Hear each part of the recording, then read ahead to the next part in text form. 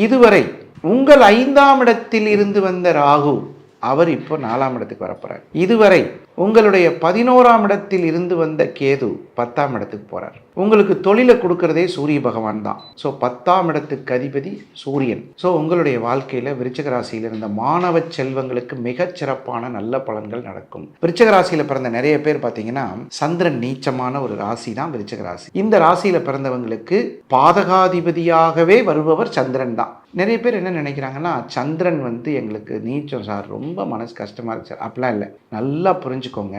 கால புருஷனினுடைய 8வது ராசி தான் நீங்கள். இந்த 8வது ராசியில் பிறந்த நீங்கள், உங்களுக்கு பாதகாதிபதியாக இருக்கக்கூடிய ராசி 9வது ராசி. இந்த 9ஆம் இடம் தான் பாதகம். ஸ்திரத்துக்கு 9 பாதகம். அப்போ அந்த 9ஆம் அதிபதி நீச்சமாகிறது, பாதகாதிபதி நீச்சமாகிறது தான் யோக ஜாதகம். அதில் சந்தேகமே கிடையாது. ஸோ நல்ல விஷயம். தாய் தந்தையினுடைய உடலில் நல்ல முன்னேற்றம் ஏற்படும்.